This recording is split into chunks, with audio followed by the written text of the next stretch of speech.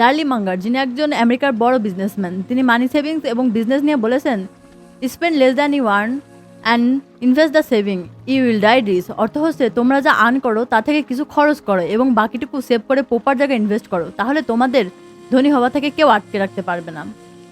দেখুন, আপনি অনেক টাকা ইনকাম করেন, এতে আপনি কখনোই ধনী হতে পারবেন না যতক্ষণ না আপনি সেই টাকা কিভাবে সেভ করতে হয় আর সেভ করা মানি প্রপারলি কোথায় ইনভেস্ট করতে হয় এটা না জানবেন। তাই আজকে আমি আপনাদের সাথে শেয়ার করতে যাচ্ছি কিছু মানি সেভিং টিপস, যা আসলে আপনার জীবনকে বদলে দেবে। প্রথম যে পয়েন্টটি শেয়ার করব, number 1, start saving as early as possible. দেখুন, আমাদের মধ্যে বেশিরভাগ লোক এটাই ভাবি যে এখন টাকা পয়সা খরচ করি, কিছু মাস বা বছর পর টাকা জমানো শুরু করব। কিন্তু আপনি জানলে অবাক হবেন, এটাই সবচেয়ে বড় কারণ সারা জীবন ইনকাম করার পরেও গরিব থাকার। আর এটা কিভাবে ঘটে আজকে আমি আপনাদের একটি উদাহরণের মাধ্যমে দেখাবো।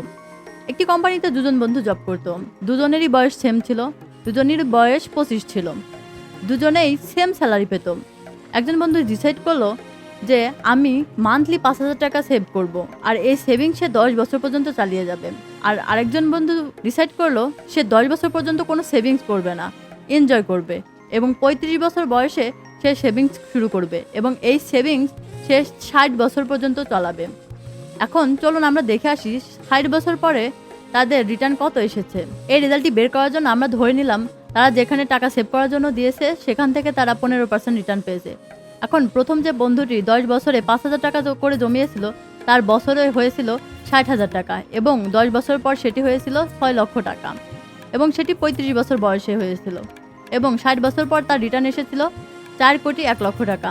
আর দ্বিতীয় যে বন্ধু, সে 35 বছর বয়স থেকেই টাকা জমানো শুরু করেছিল এবং 60 বছর বয়সে তার টাকা হয়েছিল 15 লক্ষ টাকা এবং লাস্ট তার রিটার্ন এসেছিল 1,03,00,000 টাকা, আর তাও আবার 25 বছর জমানোর পরে।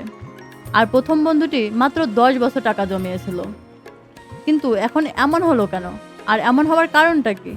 এখন কথা হলো, প্রথম যে বন্ধু 10 বছর টাকা জমিয়েছিল সেই টাকা দিয়ে সে দ্বিতীয় বিজনেস শুরু করেছিল এবং দ্বিতীয় বিজনেসে ইনভেস্ট করেছিল, যার কারণে তার অ্যামাউন্টটা এত বেশি এসেছে। নাম্বার 2, স্টার্ট সেভিং স্মল মানি। আমরা অনেকেই ভাবি আমার তো স্যালারি একদম কম, তাহলে এত কম টাকা জমিয়ে কি লাভ পাবো? কিন্তু অবিশ্বাস্য হলেও সত্যি, এটাও একটি বড় ফাঁদ সারা জীবন গরিব থাকার। দেখুন, একটা সময় আপনি যখন রিচ লাইফ লিড করবেন, তখন আপনি অনেক টাকা ইনকাম করলেও সেই লাইফ লিড করার জন্য মাস শেষে কিন্তু আপনার টাকা ঠিকই শেষ হয়ে যাবে। অনেক টাকা ইনকাম করলেও সেভ করার জন্য আপনার কোনো টাকায় বেঁচে থাকবে না। তখন আপনি আবার ওই একই জিনিস চিন্তা করবেন, আবার একই জিনিস ভাববেন যে এখন থাক, পরে টাকা জমাবো, আর এভাবে কখন যে আপনার বয়স বেড়ে যাবে আপনি টেরই পাবেন না। Number 3, pay yourself first. দেখবেন আমরা স্যালারি পাওয়ার পর প্রথমে সব টাকা খরচ করা শুরু করে দিই, যেটা দরকার সেটা তো করি, যেটা দরকার না সেগুলো করা শুরু করে দেই। আর এভাবে আমাদের ব্রেন তৈরি করা, কিন্তু এভাবে চলতে থাকলে কিভাবে টাকা সেভ করবেন বলুন? তাই এখানে আমাদের একটা ট্রিক্স ফলো করতে হবে। স্যালারি পাওয়ার পর 10% অথবা 20% অথবা তার থেকে বেশি রেখে দিয়ে আমাদের খরচ করা শুরু করতে হবে। তাহলে দেখবেন অপ্রয়োজনীয় খরচগুলো হচ্ছে না এবং এই অল্প টাকা কীভাবে চলতে হয় সেটাও আপনার ব্রেন হিসাব করে ঠিকই বের করে দেবে। আর এভাবে আপনি আপনার টাকা সেভ করতে পারবেন এবং প্রপার কোনো জায়গায় ইনভেস্টও করতে পারবেন। আর আজকে আমি আপনাদের সাথে যে পয়েন্টগুলো শেয়ার করলাম, এই পয়েন্টগুলো যদি আপনি মেনে চলেন, তাহলে দিন শেষে আপনি একজন কোটিপতি হবেনই।